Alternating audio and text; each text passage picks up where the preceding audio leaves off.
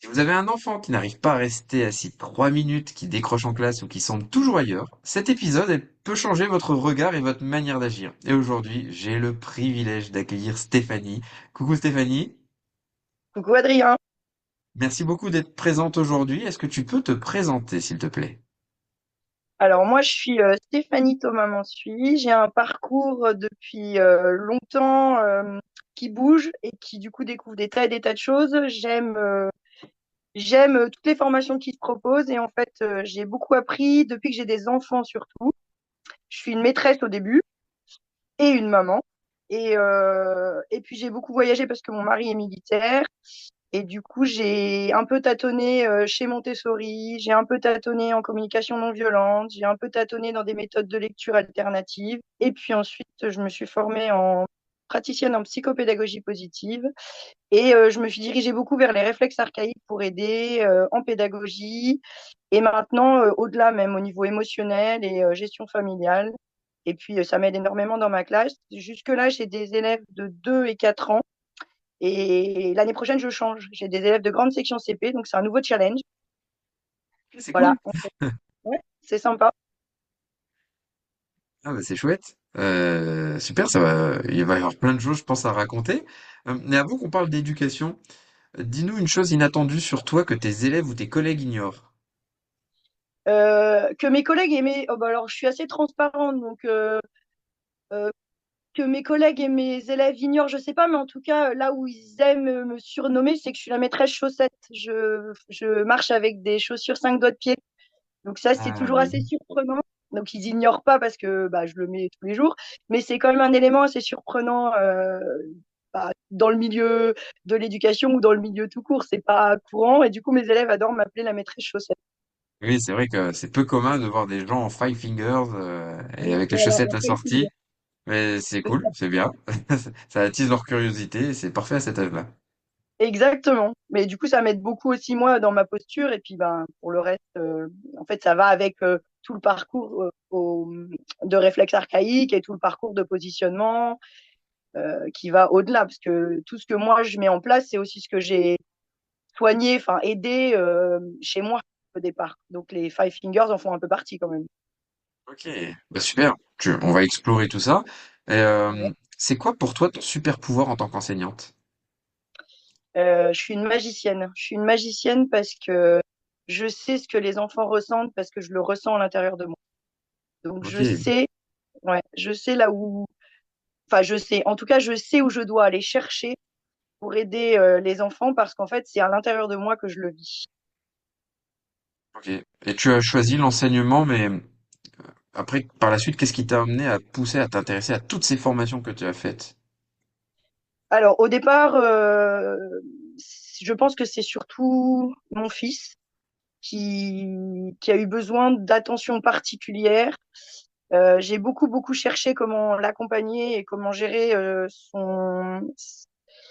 ses débordements émotionnels. Et j'ai découvert qu'il y avait un impact alimentaire énorme. Du coup, j'ai beaucoup joué là-dessus. Et ensuite, j'ai du coup cherché pas mal d'informations qui n'ont pas toujours résolu, en tout cas pour lui, mais qui m'ont amené à résoudre d'autres choses et surtout chez moi. En fait, j'ai un passé quand même assez compliqué. J'ai été hospitalisée, j'ai beaucoup de choses à l'intérieur qui, du coup, ont fait que moi aussi, à l'école, c'était pas simple. Je pense que j'ai une dyslexie pas détectée, peut-être un trouble Asperger pas détecté, enfin, des choses qu'on détectait pas forcément. Et pour le coup, ça m'a révélé des choses au fur et à mesure et ça m'a aidé à les dépasser. Et puis bah, après, je les ai appliquées à mes enfants, et puis je les ai appliquées à mes élèves, et puis je suis entrée un peu là-dedans. Et puis quand on commence à mettre le pied dedans, bah, on a envie de tout découvrir, enfin, en tout cas moi. Donc j'ai commencé par une méthode de lecture un peu alternative qui m'a fait découvrir la pédagogie positive, la façon de formuler les, les énoncés, les demandes, enfin tout ce qu'on peut avoir comme communication avec les enfants de manière non violente. Et puis après, ben, j'ai mis le pied là-dedans. Puis je suis allée vers Montessori qui parle des périodes sensibles. Je suis allée vers le matériel, mais pas que, parce que Montessori, c'est pas qu'un matériel, c'est toute une façon de vivre la pédagogie, de vivre l'éducation, de vivre tout court. Et donc j'ai découvert tout ça et je suis passée d'une éducation traditionnelle parce que j'étais pas du tout en éducation bienveillante à une éducation complètement bienveillante. J'ai fait pile et face d'un seul coup. J'ai tout changé. C'est facile à mettre en application, ça, quand tu fais face à tellement de nouveautés dans les formations que tu es allé chercher, à mettre ça en place directement sur le terrain? Alors non, c'est pas facile. Ça a été 10 ans de mise en place pour que vraiment les choses semblent. Parce qu'en fait, c'est pas qu'une histoire de pédagogie ou d'énoncé ou de théorie. Il faut le vivre. Et ça a été une remise en question du jour au lendemain parce que c'était une question de survie. Enfin, au niveau familial, c'était vraiment, il fallait sortir de ce trouble émotionnel. Donc, ça a été radical au niveau alimentaire. Vraiment, on a tout changé au niveau alimentaire. Et puis Mmh. ensuite, tout le reste est venu, la façon de formuler les demandes, la façon de communiquer. Alors, c'est pas toujours magique, hein. Bien sûr, il y a des fois où on s'énerve, bien sûr, il y a des fois où il y a des choses qui remontent, mais n'empêche que toutes les formations m'ont aidé. Quand j'y arrivais pas, j'avais de l'aide avec aussi des personnes ressources.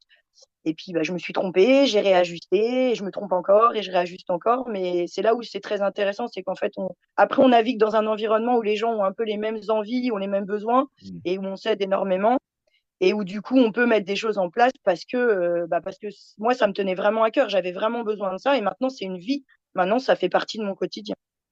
Et tu pas eu tu sais, de frein potentiel par rapport à ton métier d'enseignante et ce que tu mettais en place à l'école directement?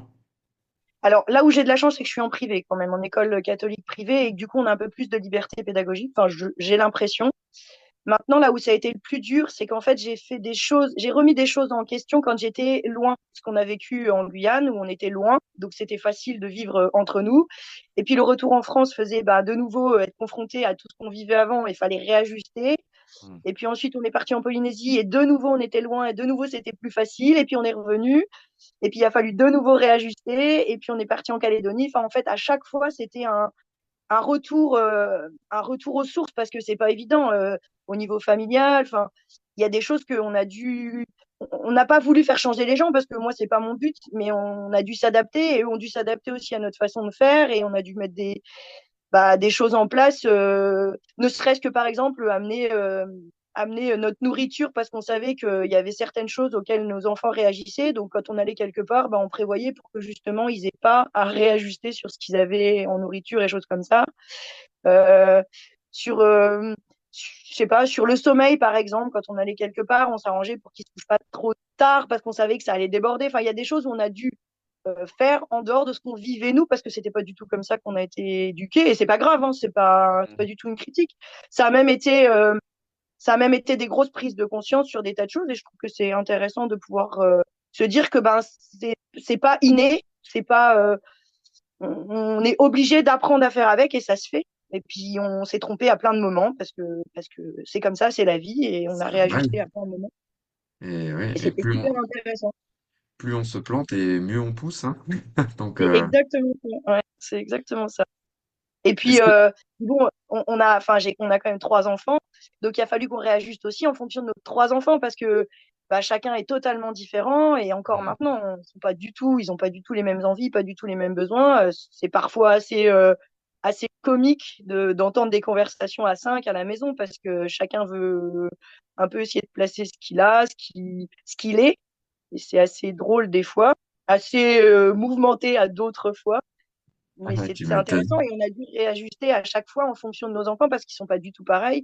Et puis en fonction des classes, parce que toute pédagogie positive, en fonction de la classe que tu as et des enfants que tu as, tu la vis pas du tout de la même manière. Et ça, chez moi, c'est une grande force que je suis capable de m'adapter. Je me souviens d'une année où j'ai même été obligée, j'ai même dû remettre en place des ateliers beaucoup plus traditionnels parce que ma classe était pas du tout dans l'énergie d'une classe Montessori avec des ateliers très autonomes. Et j'ai remis pour certains groupes d'enfants des ateliers beaucoup plus, pas papier-crayon, mais un peu, quoi. Des ateliers où ils étaient beaucoup plus dans des choses qu'ils voulaient faire de manière plus traditionnelle. Donc ça, c'est une grande force chez moi. J'avoue que je suis assez malléable et assez... enfin, c'est quand je dis que je sais trouver les choses, c'est exactement ça. Cette année-là, ils avaient besoin d'autre chose, je leur ai fourni d'autres choses. Ouais, c'est bien, l'adaptation.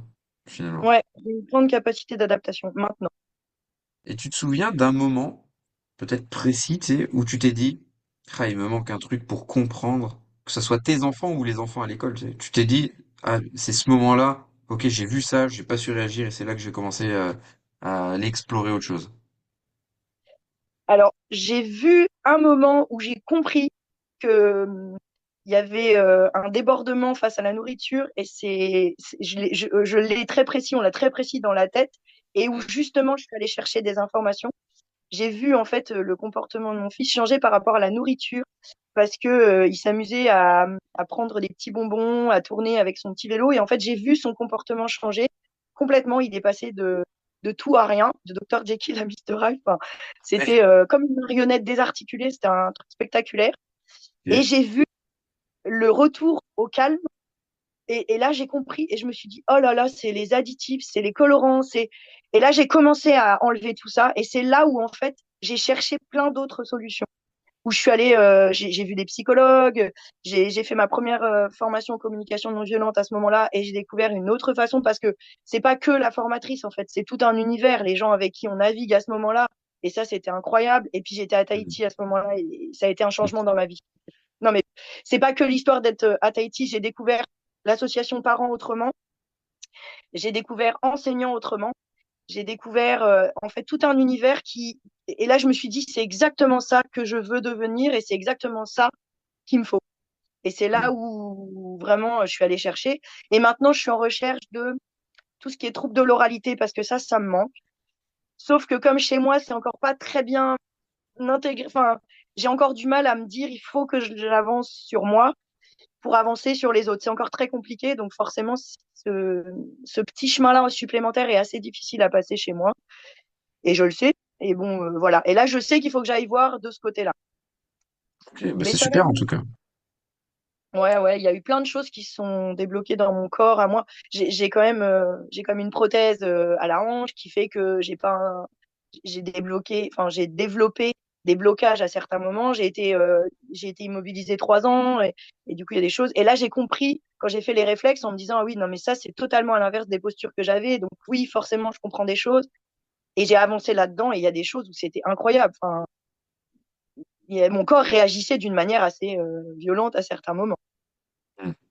C'est intéressant parce que tu es revenu quand même plusieurs fois sur l'alimentation et je pense qu'on fait pas forcément attention, encore de moins en moins de nos jours. C'est des additifs, des colorants partout. Il y a quand même pas mal d'études qui ont qui sont sorties, qui ont montré bah, l'impact que peuvent avoir certains additifs, bah, certains nutriments, notamment le sucre, sur les Ouais. problématiques de d'hyperactivité, d'impulsivité, etc. Donc c'est bien là que tu le soulignes, que tu aies vu, bah, toi de ton côté, en tout cas les effets que ça pouvait avoir. Ah ben, je peux même te dire que j'ai vu les effets que ça pouvait avoir quand on a tout retiré. Parce que Mm. là, pour le coup, j'ai été très radicale. En fait, j'ai pris un ouvrage de Corinne Gouget qui est très radical sur les additifs alimentaires et j'ai enlevé tout ce qui n'était pas vert dans mes placards. J'ai fini avec une boîte de lait de coco et un beurre, enfin, ou un paquet de pâtes. J'avais plus rien, mais c'était une question de survie à ce moment-là. Vraiment, je crois que je pouvais plus faire autrement. Et après, au fur et à mesure, on a remis en place certaines choses et seulement maintenant, on commence à remettre quelque chose ou quelques produits où on voit des arômes. Et d'ailleurs, c'est drôle ce que tu dis parce que tu vois, notre fils, en fait, nous l'a fait remarquer il y a quelques semaines où on avait acheté un truc sans faire attention parce que parfois on se fait encore avoir et où il a aimé. Donc on s'est dit, bon, allez, on va en racheter, c'est pas grave qu'il y ait un arôme dedans. Et en fait, il s'est rendu compte que quand il en mangeait beaucoup, sa concentration était affectée et il sentait qu'il dormait moins bien et que du coup, il était plus énervé.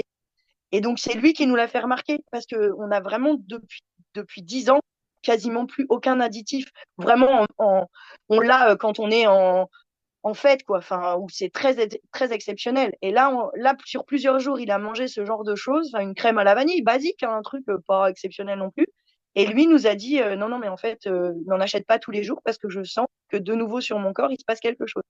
Ok. Le fils qui est majeur. Oui, oui, bah maintenant qui est très très grand et qui gère très très Mm. bien, donc il n'y a plus Non, de mais c'est problème. Voilà. oui, qui arrive à se rendre compte par lui-même, en fait, compte de l'impact assez facilement de ces choses-là, quoi. Ouais, exactement.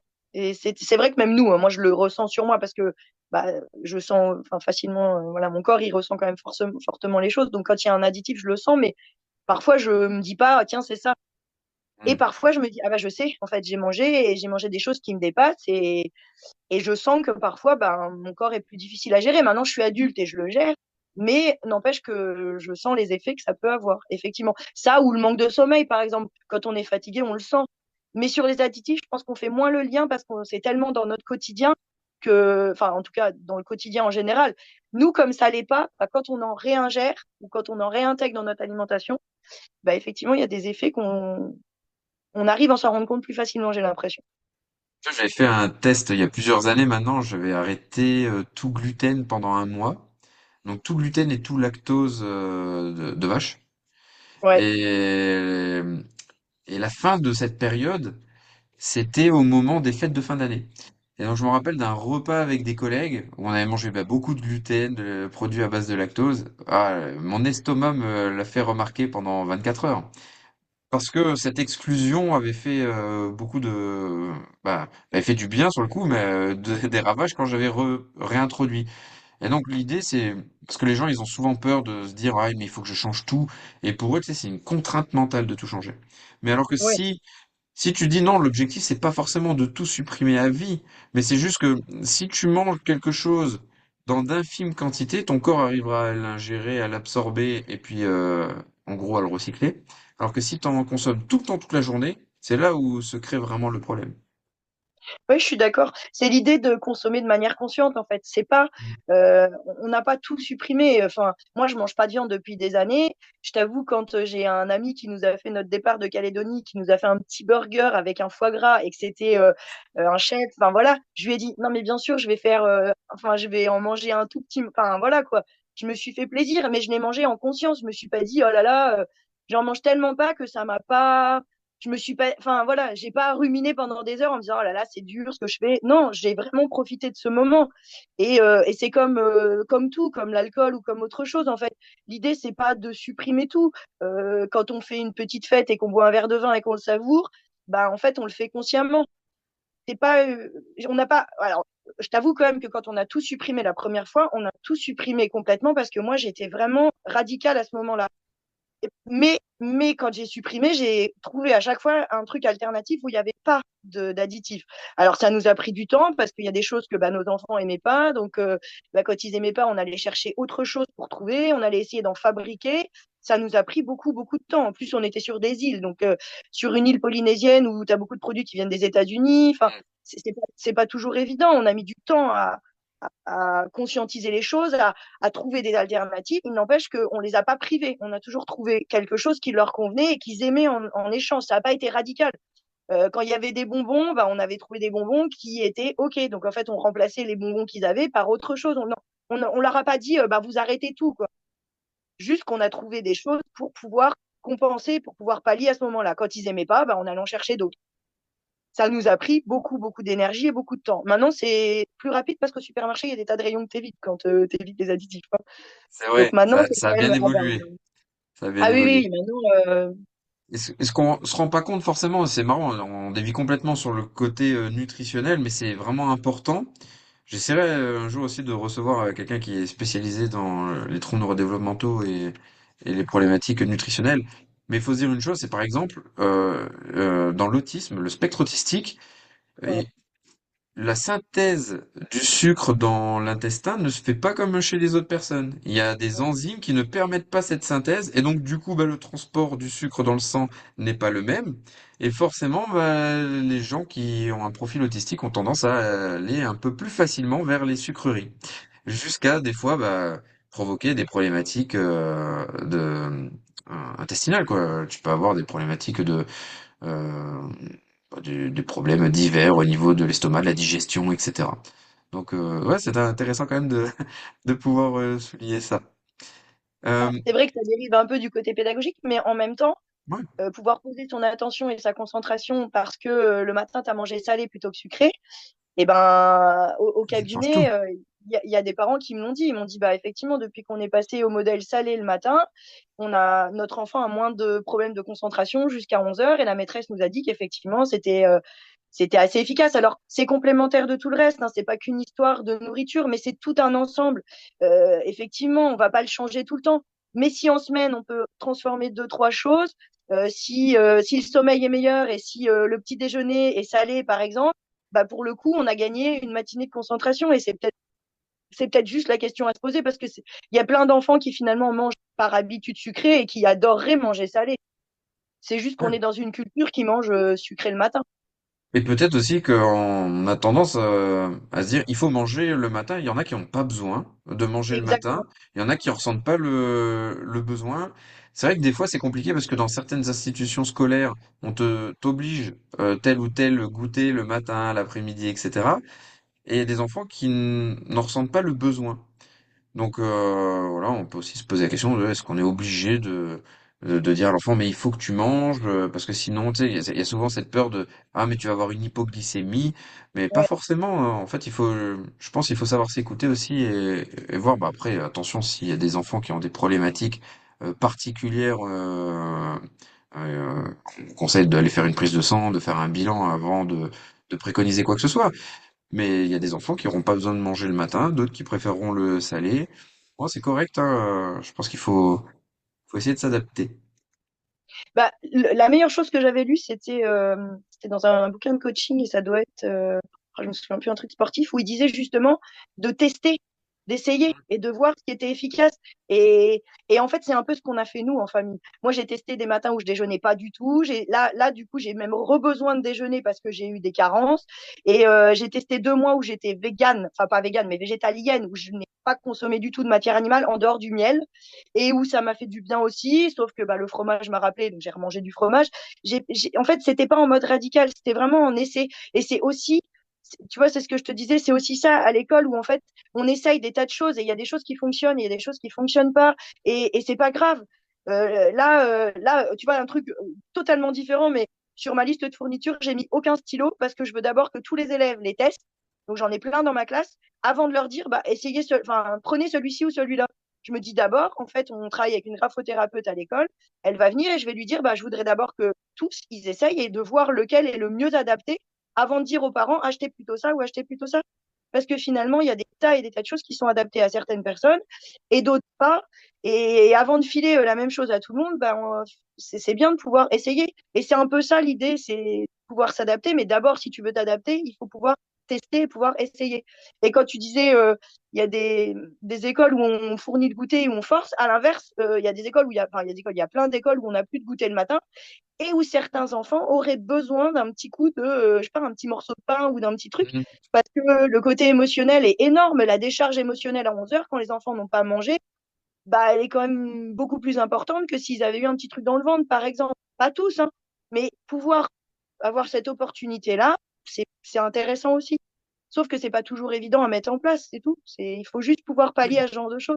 Et C'est quand tu disais en fait là-dessus, c'est un peu sur ce modèle-là que je fonctionne. Moi, je fonctionne aussi sur bah, qu'est-ce que j'observe et de quoi les enfants ont besoin. ça c'est exceptionnel, hein. S'adapter aux enfants et pas aux enfants de s'adapter à juste un contexte et que tout le monde fasse pareil. Donc c'est assez fou. Bah, après, c'est pas toujours évident, hein. Quand on a 30 enfants dans une classe, Ouais. forcément, je pense au passage aux toilettes, par exemple, ça a l'air complètement basique, mais en maternelle, oui, ils peuvent y aller à plein de moments, mais on a quand même des passages obligés et où on leur dit, bah là, chouchou, on aimerait bien qu'il n'y ait pas un accident dans la culotte, alors hop, on y va. Ça a l'air basique, mais on peut pas toujours tout différencier. Si, on différencie quand ils en ont besoin, et même à l'inverse, quand on sait qu'il y a des enfants qui, en fait, n'ont jamais d'accident pour aller aux toilettes, on leur dit pas non bah vas-y, force là parce que là on sait qu'il n'y a pas de problème.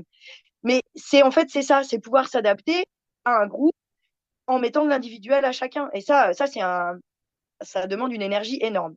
Et ça pour le coup, moi j'ai l'énergie qui va avec. Bon, pas tout le temps parce qu'à certains moments bah voilà, je suis On plus ou reste moins humain. fatiguée, ma jauge de patience est plus ou moins haute et des fois je leur dis à mes élèves bah là en fait j'ai moins de patience alors voilà. Mais c'est pas grave parce que c'est pas, en fait, c'est pas, ça leur montre aussi qu'eux aussi ont le droit de se tromper, qu'eux aussi ont le droit d'être fatigués, qu'eux aussi ont le droit de se mettre en colère.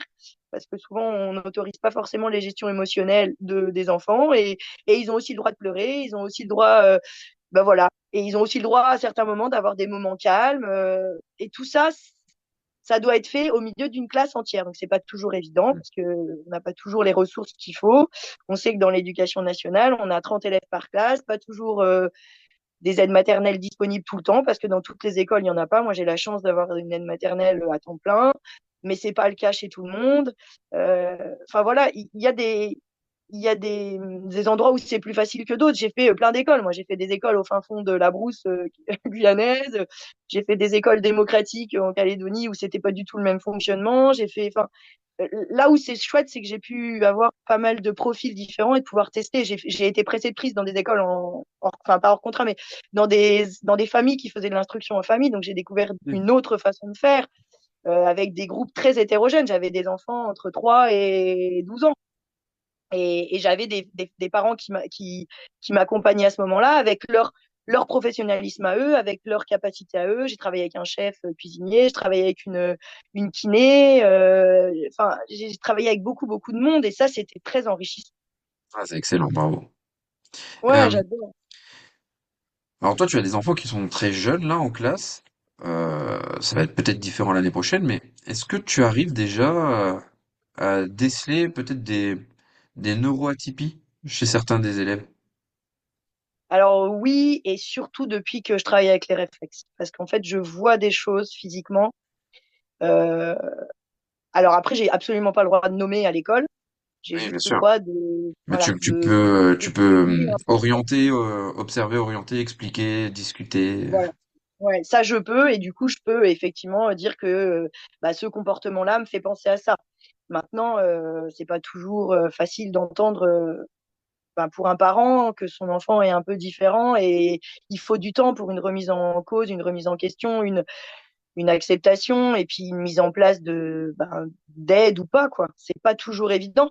Par contre, là où c'est chouette, c'est qu'on peut mettre en place, enfin en tout cas moi avec l'aide maternelle que j'ai ou avec les groupes qui sont autour de moi, on peut mettre en place des choses qui aident et qui du coup accompagnent au mieux parce qu'il y a des choses que par exemple sur la tenue du crayon et choses comme ça, bah, je travaille dans la main, il y a des choses que je perçois et du coup bah, je travaille différemment et effectivement travailler là l'année prochaine avec des graphothérapeutes, c'est génial. Moi j'adore cette idée Oui. d'avoir des partenaires dans ma classe et et elles vont m'aider justement à mettre en place bah, ne serait-ce que le matériel adapté à chacun.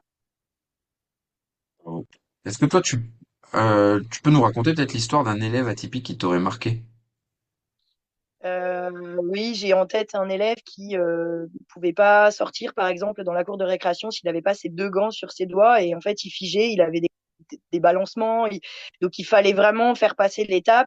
Quand on avait les gants, c'était facile. Quand on n'en avait pas parce qu'ils avaient été oubliés le matin, bah, c'était plus compliqué. Donc il fallait l'accompagner en lui expliquant. Oui, j'ai eu des enfants avec des besoins émotionnels énormes, des enfants qui le matin n'ont pas qui arrive sans le blouson qu'il voulait mettre le matin parce que je sais pas, il est resté dans la voiture ou parce que c'était pas le bon ou parce qu'il était dans la machine à laver et où les comportements sont excessifs parce que ben c'est pas possible de passer.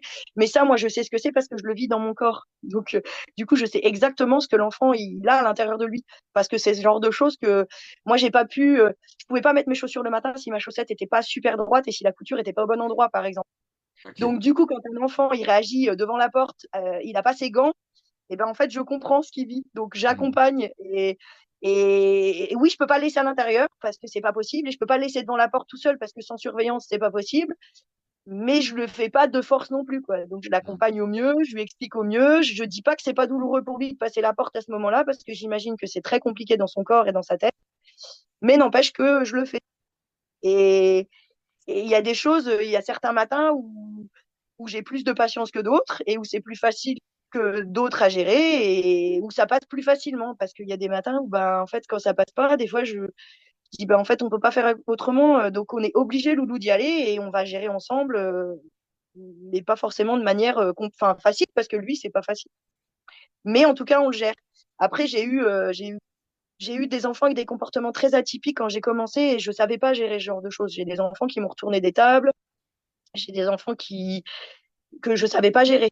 Vraiment, je savais Ok. pas comment faire parce que j'étais pas armée, on m'avait pas expliqué, on m'avait pas. Maintenant, je les gérerais pas du tout de la même manière. J'aurais pas du tout les phrases là, j'aurais sûrement pas du tout même la posture que j'avais, parce que je sais maintenant ce que ça fait, et voilà. Mais bon, c'est tout, j'ai appris au fur et à mesure.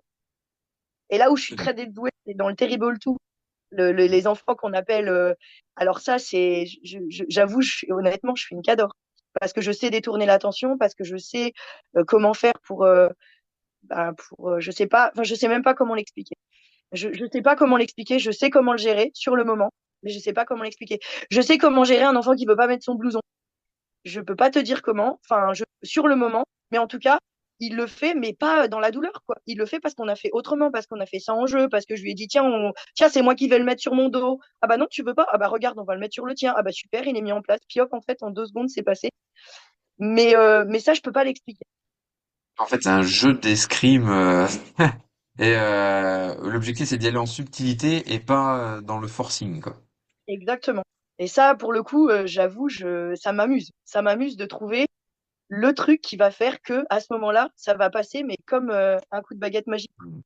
Ouais, et puis souvent, quand Mais on est ça n'a pas. parent, on en a Vas-y, marre parce vas-y. qu'on passe notre temps à répéter tout le temps la même chose, mais finalement, faut aussi partir du fait que ce sont des enfants et qu'un enfant, bah, forcément, on va lui répéter des choses plusieurs fois, Ouais, qu'il soit neuroatypique ou qu'il soit typique, et ouais. euh, et que après, ben, des fois, ça ne va pas passer et qu'il va falloir utiliser des subterfuges.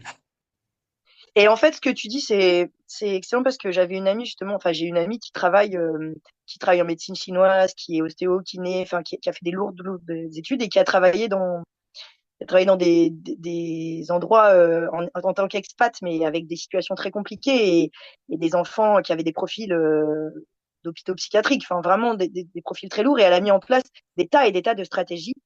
Et elle me disait, en fait, toutes ces stratégies-là, si on les appliquait juste aux enfants atypiques, comme tu dis, ben, il y a des tas de trucs qui passeraient plus facilement parce que pourquoi on les applique à des enfants neuroatypiques et pourquoi on les applique pas à des enfants qui ont juste besoin d'être entendus émotionnellement ou compris émotionnellement.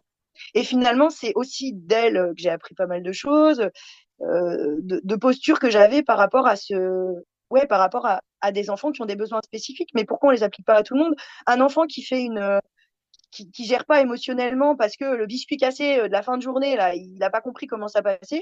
Et ben moi, en fait, j'ai une réserve de gâteaux dans ma classe et je lui sors un gâteau qui est pas cassé. Et en fin de compte, bah, il a pas de crise. Alors, ça marche pas à tous les coups, hein, parce que c'est pas toujours Ouais. le gâteau qu'il veut. Mais n'empêche que je lui dis, bah, tu sais quoi, je vais manger ton gâteau moi, puis je vais te donner le mien à la place. Et ben, du coup, en 2 minutes, c'est passé. Ça, on l'aurait appliqué chez un enfant neuroatypique parce on sait que c'est compliqué à gérer. Pourquoi on l'applique pas sur un enfant qui n'a pas de problème avéré, en tout cas, enfin, de pas de Mhm. diagnostic posé. Ouais, Et il y a des mais ils ont trucs des comme ça besoins qui sont similaires parfois aussi, donc c'est correct. ouais, et puis pour le coup, il y a des choses qui fonctionnent très bien chez tout le monde. Enfin, ouais, je te dis, le coup du gâteau, ça, c'est un truc. J'ai une réserve de compote et de gâteaux, en fait. Des fois, alors, ça marche pas à tous les coups, hein. Franchement, il y a des fois où non, l'enfant, il veut ce gâteau-là. Bah, je trouve autre chose parfois, je sais pas. Enfin, je sais pas. Parfois, j'arrive à trouver un truc. C'est pas tout. Ouais, c'est pas toujours évident, mais je t'avoue quand même que j'arrive à fonctionner sur ce modèle-là. Et ça, c'est un truc que j'adore faire. J'adore vraiment, même mes enfants. Mes enfants, j'anticipais énormément. J'avais dans mon sac toujours ce qu'il fallait pour anticiper les besoins physiques pour la gestion émotionnelle. Les besoins de nourriture, les besoins d'eau, les besoins d'aller faire pipi et les besoins de sommeil. Bon, c'est moins facile parce que tu peux pas toujours leur faire une sieste adaptée à certains moments. Il n'empêche que j'avais toujours de quoi gérer leur carence peut-être pas en sucre, mais en tout cas en nourriture. J'avais toujours de quoi gérer leur carence en eau et j'avais toujours de quoi gérer leur carence en besoin d'aller aux toilettes. Parce qu'à chaque fois, quand ça commençait à monter en pression, je leur disais d'abord on va faire pipi, ensuite on boit un coup et après on mange et après on discute. Et c'était mes réponses souvent parce que ça fonctionnait et que ça déchargeait beaucoup de choses. Puis ça fait penser à autre chose aussi et ça détourne l'attention du moment où les choses vont pas bien. Donc quand Tu c'est gagnes plus tellement en profond, énergie de pas t'énerver, finalement, ou de passer ça par le jeu, etc. C'est tellement mieux que de ouais, et puis, s'énerver, de perdre en ouais, énergie, et puis te dire, tu mets 10 minutes pour te dire, ok, bon, c'est bon, on oublie ça. ouais, c'est exactement ça. Et parfois, je disais aussi, en fait, c'est pas toi, c'est ton corps qui a besoin de quelque chose. Alors, de quoi ton corps a besoin? Il a besoin d'aller courir? Ok, bah viens, on y va. En fait, quand Hmm. je détourne aussi le fait que ce soit pas lui, Mais voilà, de quoi ta tête a besoin, de quoi ton corps a besoin, de quoi, enfin, c'est souvent son corps chez les tout petits. Moi, souvent, je leur dis, mais ton petit corps, là, il me semble pas toujours en phase. Viens, on va voir, est-ce qu'il a pas besoin d'aller faire pipi, ton petit corps? Et souvent, ça passe plus facilement que de dire, t'as pas besoin d'aller faire pipi, toi, parce que parfois, en fait, il s'en rend pas compte, alors que quand tu parles de choses qui sont plus factuelles, est-ce que tu es sûr que c'est pas là que tu as mal, en fait? Parce que moi, là, j'ai pas l'impression. Est-ce que tu es sûr que, souvent, quand un enfant tombe, par exemple, je lui dis, t'es sûr que t'as pas mal au nez, ou t'es sûr que t'as pas mal aux mains, ou t'es sûr? Et en fait, il regarde, et du coup, il analyse, et puis comme ça, ben, il analyse vraiment où il a mal. Et parfois, il a pas mal. Parfois, c'est juste le fait de gérer émotionnellement qu'il vient de tomber, mais la douleur, elle est pas forcément là.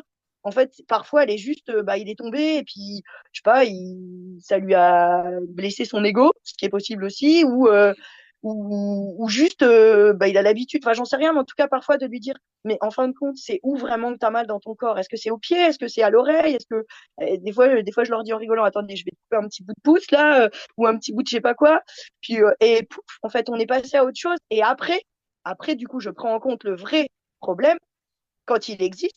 Et on se rend compte qu'en fait, bah non, c'est les mains qui finalement sont tombées les premières. Bah viens, on va les laver, puis regarde, on va mettre un pansement. Parce que, en fin de compte, elle est là la vraie douleur, elle est là la vraie difficulté.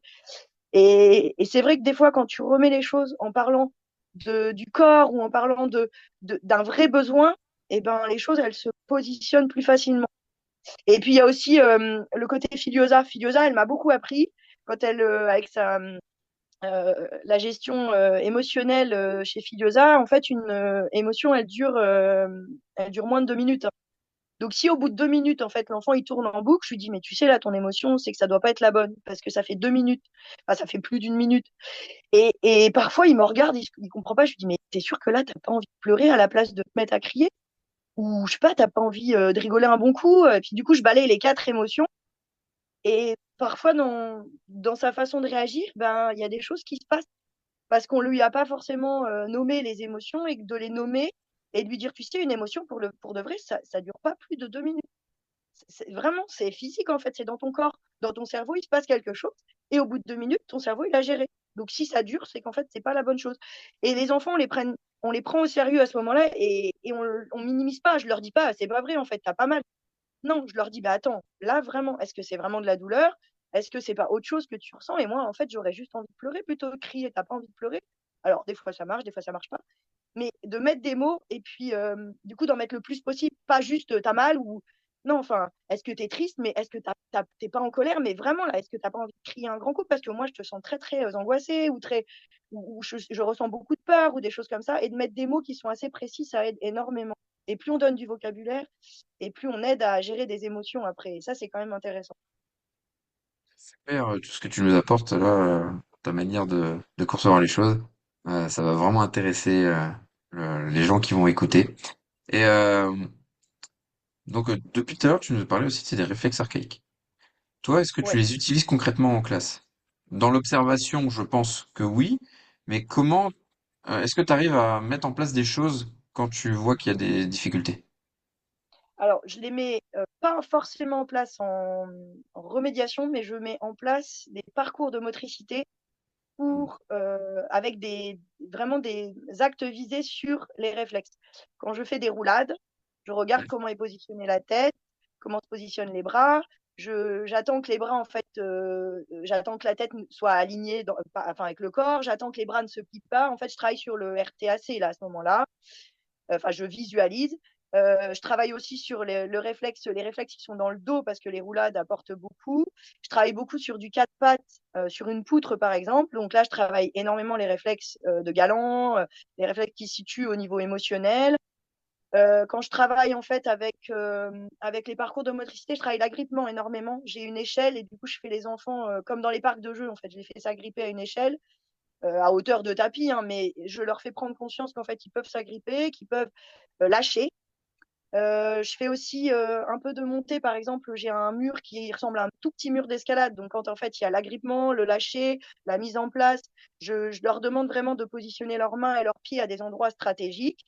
Après, ils le font comme ils veulent, mais en tout cas, j'ai des regards par rapport à ça.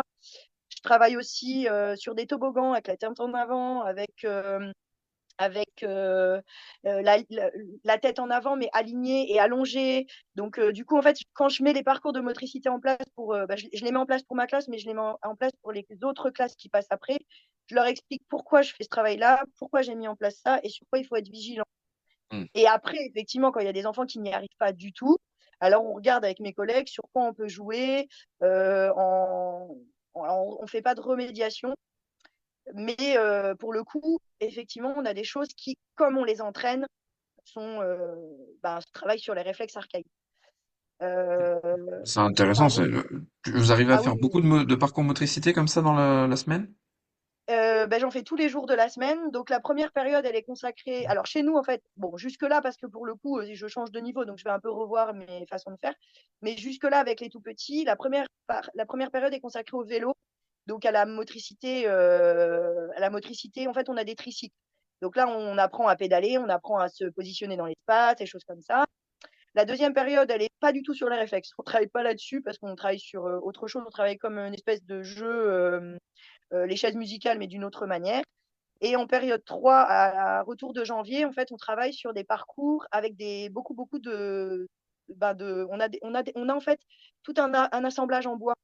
Donc là, pour le coup, on a des parcours où on traverse des échelles, où on s'agrippe, où on monte, où on descend, où on a le toboggan, par exemple.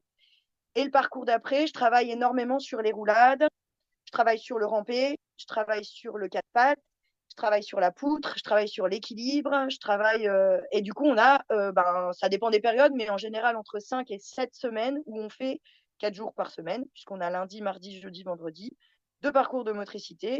Et la période d'après, elle est en général un peu plus courte, elle est entre 4 et 6, enfin, ça dépend des années. Mais du coup, on a en fait une grande période où on travaille les réflexes archaïques à travers des jeux. Est-ce que tu en as observé des effets d'avoir mis ça en place par rapport à avant? Oui, et puis alors, c'est même pas moi qui l'ai fait remarquer parce que je voulais pas induire justement. J'ai absolument pas donné d'infos la première année où je l'ai fait. Donc, c'était il y a 3 ans. Ouais, c'était il y a 2 ou 3 ans.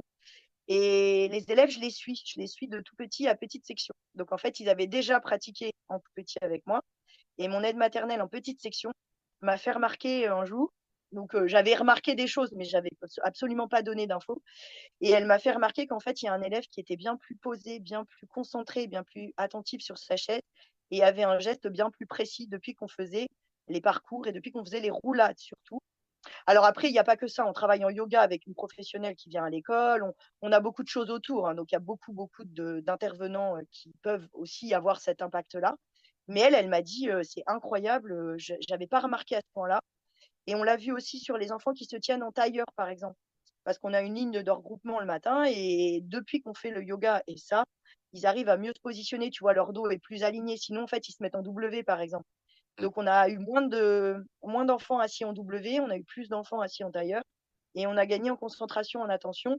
Après, la motricité chez nous, elle est très très bonne parce qu'on travaille énormément motricité sur des grands supports. On travaille dans le corps toute la motricité. Donc, on n'a pas forcément vu, enfin, on n'a pas forcément vu là-dessus sur la motricité fine parce on avait déjà mis beaucoup de choses en place. Mais là, du coup, ce qui est intéressant, c'est que surtout l'année prochaine, je récupère les élèves que j'ai eu en toute Hmm. petite section et petite section en Ah, grande oui, section. Donc, je vais pouvoir voir là mes élèves de grande section SCP que j'avais déjà eu en maternelle et je pense que je vais voir des effets qui sont sympas. excellent. Ouais, j'ai hâte d'en savoir plus. Bah là, Euh, je vais travailler beaucoup avec le corps parce que la méthode de lecture que je mets en place, elle travaille énormément avec le corps. Donc, je vais travailler beaucoup sur le schéma corporel avant de mettre l'écriture cursive en place. Et donc, je vais voir si c'est plus rapide ou pas. ok, bah intéressant. On rééchangera là-dessus avec grand plaisir. Ouais. Euh, Bah, si tu pouvais changer une chose dans l'école française, attention, compliqué la question, pour mieux accueillir les enfants neuroatypiques, ça serait quoi? Euh, Déjà, ce serait qu'il y ait moins d'élèves dans chaque classe parce que si on avait moins d'élèves, on serait quand même beaucoup plus à l'écoute de chacun. Hmm. Et je suis persuadée que tout ce qui est très compliqué à gérer au niveau gestion émotionnelle et violence, parce qu'il y a quand même beaucoup de violence dans certaines classes et certaines écoles, ce serait plus facile. Et si on considérait un peu mieux tout le personnel qui entoure les enfants, mais ça va de tout, hein. le personnel éducatif au sens large, hein, le personnel, les enseignants, mais les AESH qui en fait encadrent les élèves, si on leur donnait plus de moyens, même plus de reconnaissance, plus de d'heures, on aurait sûrement beaucoup moins de problèmes, violences après, et on aurait sûrement beaucoup moins de personnes en prison, par exemple. Je suis persuadée que si on misait sur l'éducatif au départ et qu'on avait un vrai modèle éducatif avec des enseignants formés, mais pour de vrai, quoi. Parce que là, quand je vois qu'on recrute à 6 sur 20 les enseignants, j'ai rien contre les enseignants, je suis enseignante. Mais quand je vois que là, on a des problèmes de recrutement parce que les enseignants veulent plus être enseignants, les gens veulent plus. On a des démissions énormes et on a plus d'enseignants qui veulent vraiment être enseignants parce qu'ils en ont une vocation. Et ben forcément, l'éducation, elle va pas aller pour du mieux. Enfin, là, soyons logiques en fait. Il faudrait revaloriser tout ça et il faudrait déjà une revalorisation salariale. Enfin, voilà, pour le coup, il faut vraiment être clair dans ce qu'on dit et une revalorisation Humaine. enfin, une reconnaissance humaine énorme parce qu'en Hmm. fait, il n'y a aucune reconnaissance de la part du gouvernement. Je ne parle pas des parents du tout, hein. Alors là, absolument pas. Parce que moi, je trouve que justement, les parents sont reconnaissants de pas mal de choses. Alors, peut-être pas tous, hein, parce que forcément, il y a aussi sûrement des parents qui sont blasés. Et puis, ça leur renvoie sûrement des choses par rapport à leur éducation et tout. Mais moi, je ne suis pas du tout là-dedans. Mais la reconnaissance gouvernementale et la reconnaissance tout court, elle serait énorme. Et je pense que si on avait des élèves des classes moins chargées avec du vrai budget et des vrais moyens, on n'en serait pas là où on en est niveau tout en fait. On aurait moins de violence dans tout ce qui se passe et on aurait bien plus de valeurs et bien plus de gens qui auraient envie de faire des choses et pas par dépit. Parce que parce qu'on sent qu'en fait les choses elles se font plus par envie maintenant, elles se font parce qu'on peut pas faire autrement et ça c'est quand même dramatique. Tu aurais un conseil, toi, pour un ou une jeune enseignant, enseignante, là, qui serait démunie face à certains enfants? Et ben d'aller se former le plus possible. Maintenant, je sais que les formations qui sont intéressantes, elles sont pas toujours financées.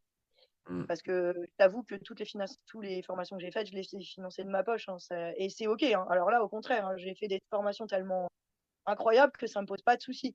Mais je comprends que les gens ne le fassent pas. Enfin, je comprends qu'on finance pas de sa poche. Enfin, ce serait quand même chouette que l'éducation nationale et Formiris, entre autres, fournissent des vraies formations qui valent le coup, parce que c'est vraiment pas le cas.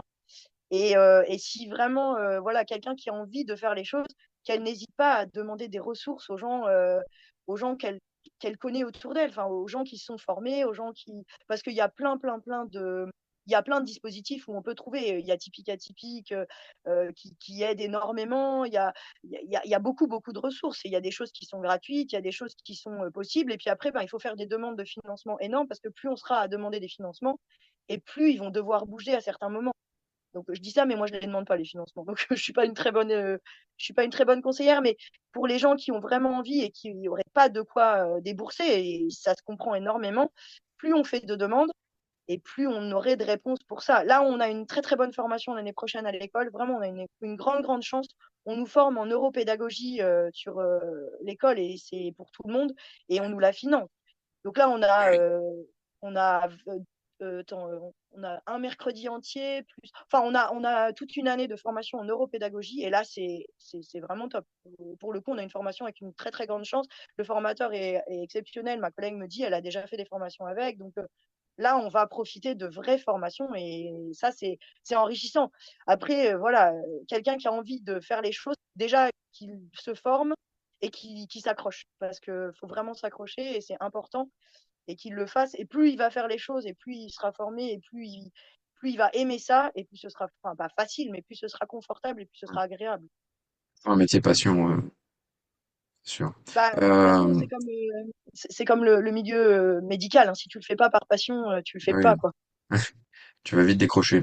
Bah, Tout le monde va me dire, mais elle est où cette école dans laquelle intervient Stéphanie? Parce que c'est exceptionnel. Elle est à Nancy, elle peut pas être partout. ouais, Mais bah bon. après, je sais pas si j'ai le droit de la donner, mais bon, après, il y a plein de super écoles à Nancy, puis il y a plein de super écoles partout. Il y a des enseignants, il y en a plein hein, qui sont formés au réflexe maintenant. J'ai une collègue qui est formée, alors attends, je sais plus le nom de son école, mais bah, de ton côté, hein, du côté de Sarrebourg, du côté de Strasbourg. Oui, ça doit être du côté de Strasbourg, elle qu'elle est. Bah, après, j'ai des collègues qui fonctionnent avec des pédagogies d'enfer aussi, hein. Il y a plein de façons de faire. Il n'y a pas que les réflexes archaïques. Et j'ai des collègues dans plein d'écoles avec qui on peut fonctionner, même dans des écoles publiques, hein. Je ne parle pas que d'écoles privées, hein. Je dis pas que le privé est mieux que le public. Je dis qu'il y a des enseignants qui sont motivés à plein d'endroits, d'autres qui ne le sont pas. Malheureusement, c'est comme partout. Mais c'est tout. Enfin, je veux dire, c'est comme dans le milieu médical. Moi, j'ai rencontré, quand j'ai été hospitalisée, des infirmières extraordinaires qui vivaient par passion et d'autres qui faisaient ça parce que ça devait être alimentaire et on sentait qu'elles. Ou pas, j'en sais rien, mais je critique personne, hein. Je dis juste que le système est quand même pas fait pour aider les enseignants et que à un certain moment, bah, enfin voilà quoi, on va là où on peut aller, on nous envoie là où on nous envoie et on fait avec ce qu'on a au mieux de ce qu'on peut faire pour aider les enfants. Moi, ma priorité, c'est les enfants. Ouais, c'est super. Euh, on va arriver doucement à la fin. Si Ouais. tu as 30 secondes et que tu aimerais dire quelque chose aux parents ou aux collègues enseignants qui nous écoutent, qu'est-ce que tu leur dirais? Je dirais que ce qui est important, alors surtout pour les enfants neuroatypiques, c'est de commencer le plus tôt possible à trouver des aides. Je sais que c'est pas facile de remettre en question, enfin, la vision qu'on a sur ces enfants. Enfin, moi, je l'ai fait, hein, donc je sais que c'est pas forcément évident. Mais je sais que quand j'ai trouvé ce qui était efficace. Je l'ai beaucoup aidé et je sais que là où il en est, il en est maintenant, parce que mon fils me fait des études de médecine là et que vraiment ça l'a beaucoup, beaucoup aidé tout ce qu'on a mis en place et qu'il en est arrivé là où il en est arrivé parce que justement on n'a pas fermé les yeux et qu'au lieu de se dire qu'il allait rentrer dans une norme, et ben non, en fait, on a fait en sorte que la, on trouve l'environnement qui l'aide au mieux. Et ça a été une richesse pour lui. Alors, après, on peut sûrement pas tous trouver ce qu'il faut au bon moment, mais plus vous chercherez et plus vous aurez de pistes et plus vous testerez de choses et plus vous aiderez en tant que parent et en tant qu'enseignant, en tant que tout, hein, en tant qu'AESH, en tant qu'aide maternelle, en tant que tout personnel autour d'un enfant, et ben plus on teste de choses et plus on en essaye et plus on lui propose de choses, mieux c'est et plus tôt c'est fait et mieux c'est parce qu'après on met tellement et tellement de barrières que c'est encore plus compliqué à déconstruire. Il est plus facile de mettre en place des choses pour accompagner que d'avoir à déconstruire tout ce qu'on a mis comme protection. Croyez-moi, parce que moi j'en ai mis tellement sur moi que c'est difficile de les déconstruire maintenant. Bah, il m'a fallu des années et des années pour déconstruire ce que j'avais mis en protection et pour pouvoir justement dépasser ce genre de choses. C'est pas infaisable, hein, mais ça demande une énergie assez considérable. Yes, bah merci beaucoup en tout cas pour tous ces conseils que tu as donnés. Si les gens ils souhaitaient te trouver, te découvrir, te voir, Bah, si comment je peux ça se donner passerait? un numéro de téléphone, c'est le seul et unique que j'ai, mais je sais pas si je peux te le passer par là ou sinon il passe par toi. Je sais pas comment tu préfères. Bah, c'est toi, hein, si tu peut-être, je sais J'ai pas pas, si tu vas j'ai donner pas ton de numéro de site. téléphone directement sur le webinaire, parce qu'après tu vas avoir des appels Bah ouais, loufoques. la Mais clinique te le peut-être laisse à toi, qu'ils mais peuvent passer par moi effectivement. sans problème, ouais. Ouais, voilà, c'est ça. Parce que pour le coup, j'ai pas de site. En fait, j'ai pas besoin de. Je suis pas en activité pleine. Moi, je suis en temps complet à l'éducation nationale, donc j'ai un cumul d'activités et j'ai des consultations seulement le samedi pour aider et accompagner les enfants qui en ont besoin. Donc, Mm. pour le coup, j'ai pas un site efficace. Je fonctionne au bouche à oreille et ça fonctionne très bien comme ça. Maintenant, bah, si les gens ils passent par toi, n'hésite surtout pas. Parce que Yes. même juste pour des conseils, hein, j'ai pas, enfin, je cherche pas forcément une clientèle ou des choses comme ça. Mais pour des conseils, après, je passe aussi avec Typique Atypique Moselle parce que je fonctionne beaucoup avec vous et j'aime beaucoup aller à vos rencontres. Je suis moins sur celui de la Meurthe-et-Moselle, mais je suis aussi, enfin, je peux être aussi disponible. Voilà quoi. Même s'il y a des associations qui ont besoin de ressources, qu'ils n'hésitent pas, parce que pour le coup, ça peut être possible en fonction d'un emploi du temps qui est quand même assez chargé, éducation nationale. Je travaille en crèche aussi, je travaille avec les duplos en crèche justement pour aller déjà positionner des choses tout petits pour qu'on puisse déjà voir des choses tout petits. Après, je fais des ateliers yoga mandala les samedis, premiers samedis du mois dans une autre structure et ça fonctionne très bien. Et j'aide aussi avec le yoga et les réflexes. Enfin, j'ai pas mal de cordes à mon arc, donc plutôt par toi, c'est peut-être plus simple. Ok, bah c'est parfait. Bon, en tout cas, je te remercie pour cet entretien qui était riche d'informations et Merci à toi. d'apprentissage. Et si vous avez des questions, ben, n'hésitez pas en tout cas. Merci beaucoup, Stéphanie. Merci beaucoup, Adrien. À bientôt. À bientôt.